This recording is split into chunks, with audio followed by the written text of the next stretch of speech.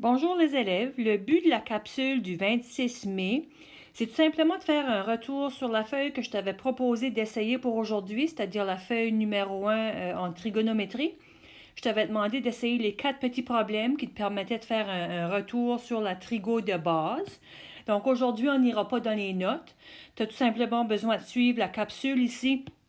Si tu n'as pas arrivé aux 4 réponses, là, si jamais tu as tout eu ça de bien, toi, tu peux passer directement au travail que j'ai indiqué de mon wiki. C'est pas nécessaire de suivre cette capsule si tu as tout compris les problèmes.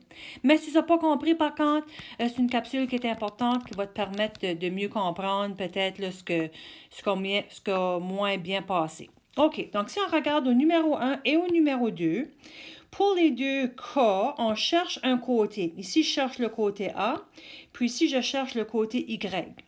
Maintenant, comme je l'ai déjà dit, si on veut trouver le côté dans un triangle, on a besoin au minimum de connaître un autre côté et d'avoir un angle aigu.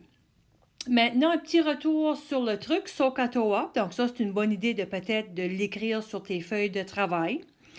Un rappel aussi d'avoir ta calculatrice en mode degré.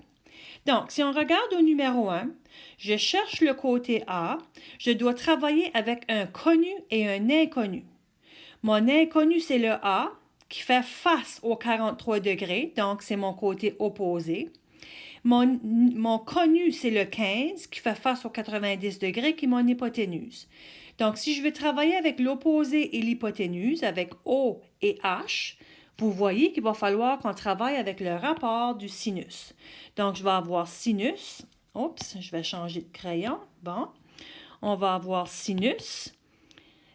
Θ est égal au côté opposé sur l'hypoténuse. Maintenant, je peux aller substituer ce que je connais. Je sais que mon θ, que l'angle aigu avec lequel je travaille, c'est 43 degrés. Le côté opposé, c'est mon inconnu qui est A. Puis l'hypoténuse, c'est 15. Maintenant, les élèves, je te fais remarquer que ta variable est au numérateur. Lorsqu'on cherche une variable qui est située en haut, qui est située au numérateur, il faut multiplier ici nos deux termes. Donc, en autre mot, ce que j'ai besoin de faire, j'ai besoin de multiplier le 15 avec la valeur du sinus de 43. Donc, si on l'écrit, voici ça a l'air à quoi? Je vais avoir A qui est égal à 15 multiplié par mon sinus de 43. Puis ça, les élèves, pour la plupart, vous êtes capables de pitonner ça tout d'un coup tel quel, là. OK, par exemple, il y en a de vous autres qui vont faire 15 fois sinus de 43. Il y en a qui vont faire sinus de 43 fois 15. Peu importe, tu devrais arriver à 10,2 si tu arrondis au dixième. OK? Maintenant, pour ceux et celles qui pitonnent à l'envers, toi, tu vas mettre 43 sinus, ensuite fois 15, tout probable. Encore une fois, si tu as de la difficulté à pitonner, là, à arriver à comprendre le fonctionnement de la calculatrice, tu me laisses savoir. OK, maintenant pour l'exemple 2. À l'exemple 2, on cherche encore un côté. OK, je cherche le côté Y qui fait face au 90 degrés, qui est mon hypoténuse. En face du 32, ici, ce côté ici, ça serait l'opposé, mais je ne le cherche pas. Puis, je ne le connais pas, donc il ne me vaut rien. Puis, le côté qui me reste, c'est mon adjacent. Donc, je dois travailler avec mon hypoténuse, puis mon adjacent. Je dois travailler avec A et H. Donc, si je travaille avec A et H, ça veut donc dire que je travaille avec le cosinus. OK? Je travaille avec K. Donc, je vais monter un peu ici. OK? Donc, je travaille avec le cosinus de θ, qui est égal à mon adjacent sur mon hypoténuse. Le θ, c'est 32 degrés. L'adjacent, c'est 20. Sur l'hypoténuse, qui est mon inconnu, qui est mon Y que je cherche. Là, dans ce cas-ci, les élèves, vous voyez que votre variable, elle est au dénominateur. Si elle est en bas, on doit faire l'échange des deux morceaux ici. Donc, si je fais mon échange, je vais donc avoir que le Y est égal à 20 divisé par le cosinus de 32. Attention, hein, c'est pas 20 divisé par 32, là. C'est 20 divisé par la réponse du cosinus de 32. Et pour la plupart, vous allez le pitonner tel quel, comme ça l'est écrit ici. En autre mot, tu vas mettre 20, tu vas peser le bouton de division, puis ensuite cosinus 32.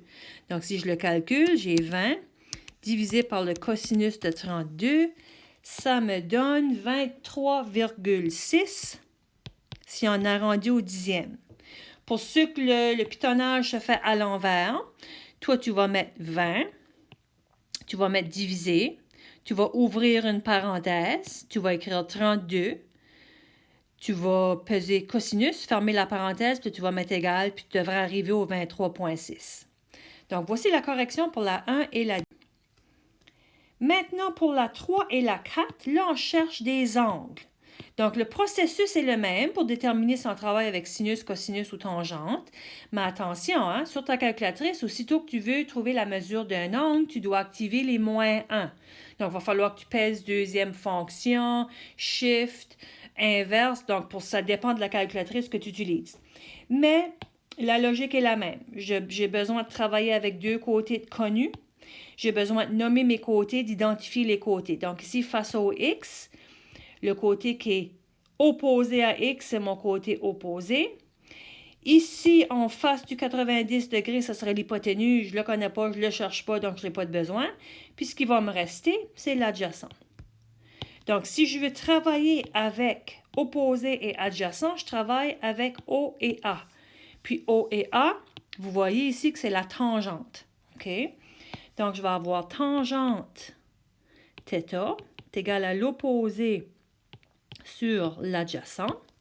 Là, je substitue ce que je connais. Ma tangente, c'est mon inconnu, c'est mon x, tangente θ, je devrais dire, là, est égal au côté opposé qui est 15, sur le côté adjacent qui est 8. Puis maintenant, je m'assure de ne pas oublier que si je cherche un angle, il va falloir que je fasse tangente -1 de 15 sur 8.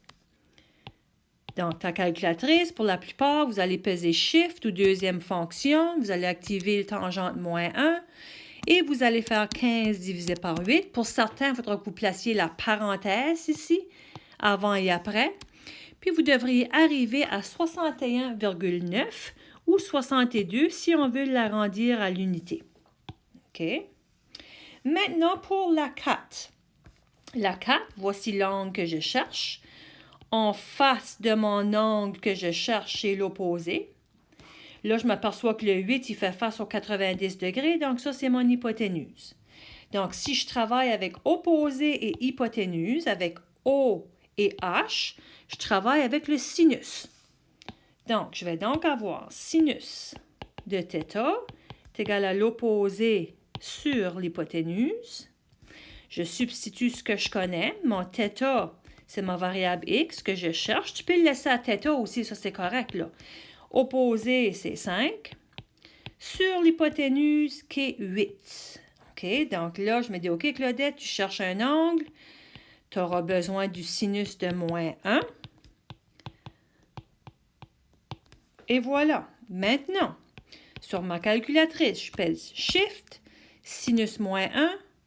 Je mets 5 divisé par 8 et ça me donne 38,7 ou 39 degrés si on veut l'arrondir à l'unité. Pour ceux qui le font à l'envers, tu vas faire 5 divisé par 8. Tu vas peser Shift, puis ensuite tu vas peser sinus -1 et tu devrais arriver au 39. Et voilà la correction détaillée pour les 4 numéros que je t'avais proposé de faire aujourd'hui. Maintenant pour demain, il y a une deuxième et dernière feuille sur les rappels, parce qu'à partir de demain, je pense que tu vas être prêt à passer à la prochaine étape pour la trigonométrie. Donc, tu vas voir dans le wiki que j'ai placé la feuille 2, il y a encore 4 petits problèmes. Là, j'ai placé le corrigé détaillé dans le wiki. Je ne ferai pas le corrigé dans une capsule vidéo demain. Tu vas trouver le corrigé détaillé que j'ai fait à la main, là, je l'ai placé dans le wiki. Et sur ce, je te souhaite une belle journée et on se reparle demain. Bye bye!